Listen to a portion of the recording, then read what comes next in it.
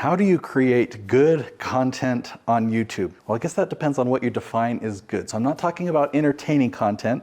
You can find other videos on YouTube about that. I'm talking about how do you create content that will get views by the right people and that you can actually generate leads from for your business. So how do you create that type of content? I know the exact formula, and I'm going to show you how.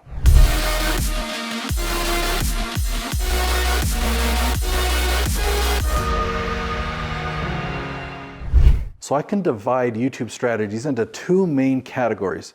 One result of a good video for YouTube might generate millions of views so that you can generate a lot of ad revenue and sponsorships. But then on the other side, it's a good video that can generate leads for your business. And typically the difference is drastic. To get money over here, let's say we want to make $10,000, typically you need 1 million views over here. And so you've got to create the type of content that will generate millions of views. But over here, typically you only need to generate 100 views to generate that same $10,000. And that's what we're talking about in this video, specifically how to create that type of video, the specific formula that I follow, that all my clients follow. Okay, so you may have noticed that behind me, I've got the formula written right here. We'll cover this one at the end. It's very, very important. But I wanted to lay it out here, and I'm going to talk about each one. So there's a specific way to do the intro. I'm going to talk about what I mean by an opener. Curiosity hooks are very important. Content, what type of content goes here, and that ties in closely with this. And then we'll talk about this CTA and what that CTA is and how to make a good one. So when we're talking about the intro, at the beginning of your episode, it's actually pretty simple. You want to tell them what the video's about. I'm going to share in a moment how to pick the title of your video. So you basically, in the intro, can just tell them the title. It tells them what the video's about, and then you give them a compelling why, like what's in it for them. So if I, just to make something up, I'll give you an example, how to get rid of strep throat without antibiotics. Let's say that were the topic of my video. I might start out the intro by saying, welcome back. Today we're talking about how to get rid of strep throat without antibiotics. But then after that, I would add something that really gave them a why they should watch this to the end. So I might say, I've been using this remedy for many, many years, and a lot of people have tried it, and it works every time. Just back up the title with some credibility. Your intro only needs to be 2, 3, or 4 sentences long. Okay, so then there's something here called an opener. Now I call this a video logo, but it's more commonly known as an opener, so that's why I call it an opener there. But for me, a video logo, it's a branding piece. It's 6 seconds, 7 seconds, 8 seconds long. You really don't want it longer than that because people will get bored of seeing that over and over if they watch multiple of your episodes. And I'm gonna overcome some misconceptions you might have about the opener because many channels are deleting them. They don't have an opener anymore and they say, yeah, just get right to it. But for our purposes, it is critical. Your videos will perform better if it has an opener. And here's what I mean by that. If your opener is 8 seconds long and you show 16 video clips, like a half second each, that's actually enough where it can just pace, like it can go, you know, they're seeing a video clip of you on stage, you on a horse, you working with a client, there's music going on. It really positions you as an expert because typically the way that people are finding your videos, they've never heard of you before. They're looking for your expertise. They have a question, they find your video, and you're there telling them, hey, I'm gonna answer your question. But then they see this opener and they learn more about you in just 6 or 8 seconds. They get to realize, oh, this person's big. They speak on big stages. They're a consultant. They work with people. They have fun. They like to horseback ride or mountain bike. And in just a few seconds, they learn a whole bunch about you and you have a lot of credibility. And then, because that's really quick, we go from the intro to the opener, which is like 6 or 8 seconds, and we go into the curiosity hooks. So the curiosity hooks can be better explained when I talk about the content, okay? So the content, that's the bulk of your video. If you're making a 10-minute episode, then 9 minutes of it is, or more, 9.5 maybe, is gonna be the content. And that's where you're just giving value. You're answering questions. You're not reading a script in this type of a video because you wanna be more conversational. Just like right there, I paused and I looked to the side as I was finding the words. That is ideal for YouTube because people can relate, people can connect. It's not a presentation.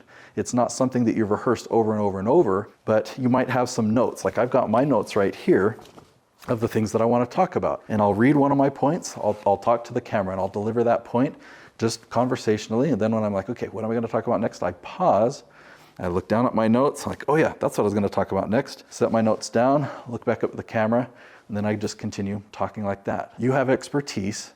And that's what they've come to this video to get from you is your expertise. So teach them, help them, answer their questions, okay?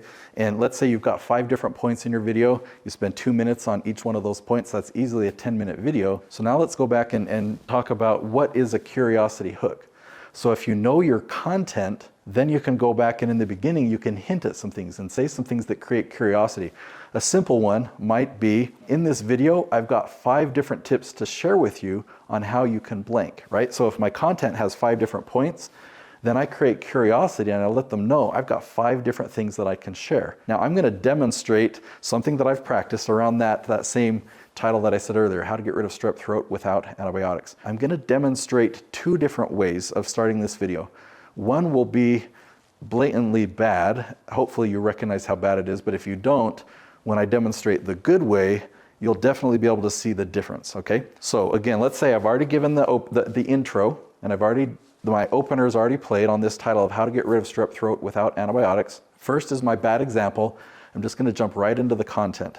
All right, as we dive into this content of how to get rid of strep throat without antibiotics, you need 3 ingredients. You need some fresh garlic, you need cayenne pepper, and you need raw honey, and you mix that together and you take that, and that will help get rid of strep throat. So let's talk about this. So that's the bad example. Now I'm gonna demonstrate a better example where I'm gonna throw in some curiosity hooks, okay? All right, as we dive into this topic of how to get rid of strep throat without antibiotics, we're first going to discuss why you might want to consider an alternative to antibiotics. Then we're going to be talking about 3 ingredients that you probably already have in your kitchen. And we're going to be talking about each one, how each one is a natural antiviral and a natural antibacterial. Then we're going to go into the kitchen. I'm going to show you how to make this. We're going to talk about dosage and taking this. And then I'm going to wrap up this video with a story about my son. When he was really young, he had a high fever, he had strep throat, and we used this remedy. And he also experienced a side effect that you're definitely going to want to know about. So let's dive right in. Okay, so do you see the difference there? Do you see the difference? Let me come back to my outline. I went over and above in delivering curiosity hooks. In the first example, the bad example, I basically just went into the content and I gave away the secrets. I mentioned garlic and raw honey and cayenne pepper, which people already got what they came there for, and they're either not going to believe you, they don't have enough foundational knowledge of you to trust that, or maybe they do believe you and they leave. They turn off the video and they go into their kitchen. So what I did here, I set so many curiosity hooks that if this were a 10-minute episode, you'd be committed. You'd get comfortable like, wow, this is going to be good. I know I'm going to be here for 10 minutes and I'm going to learn this stuff. So that's what you want to do with curiosity hooks. And admittedly, I'm not always that good in every video because I've well rehearsed that example with strep throat. I walk back up here, but I want to go back to the outline because we need a call to action. CTA stands for call to action. This is the whole purpose we're doing these videos. If you don't have a call to action, then opening all these steps, you're going to put a lot of great value out into the world. People are going to see you as their hero, but you're not going to generate leads. So I'm going to give you an example of a call to action. And in fact, I will use mine, okay?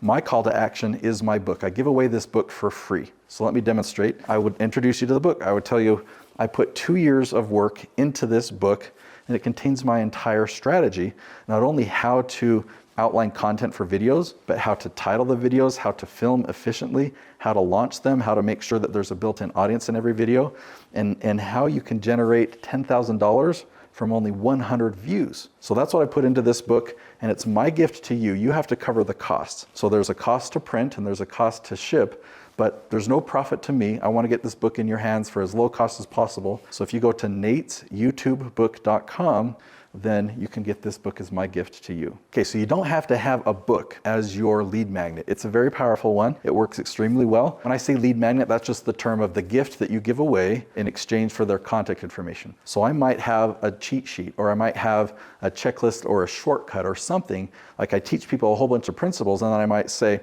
all right, now if you want to implement this system, I've got a step-by-step checklist to make sure that you don't forget anything. You can just download this PDF, it's yours for free, go to this link. So that is critical, okay? And I want to talk a little bit more about the call to action and what can make it effective. You need to give it a valuable name, and you need to sell it.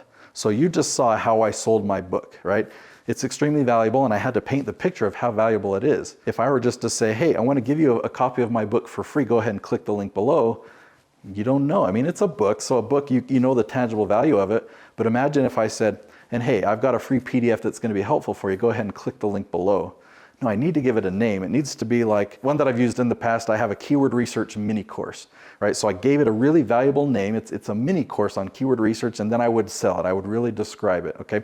So now I want to talk about this last thing here. LT, leaf strategy is what I thought I spelled wrong, or leaf title, both the same thing. Okay, so in order for this to work, in order for this to generate leads for your business, you need to follow my leaf strategy and use leaf titles, leaf titles. Now that's what I talk about in my book. I've got other episodes on this channel so that you know how to choose the right titles for your videos. When you have the right title, you have a built-in audience. You can have Steven Spielberg help you make an amazing episode for your channel. Like it's just gonna be produced amazingly, but you put it on YouTube and it doesn't get any views. There's just crickets. And all you have to do to solve that is have the right title. So you use my leaf strategy, pick the right title, and just by titling your video in that way, it'll automatically have a built-in audience. So I'm excited for you to get my book. That's my gift to you, natesyoutubebook.com.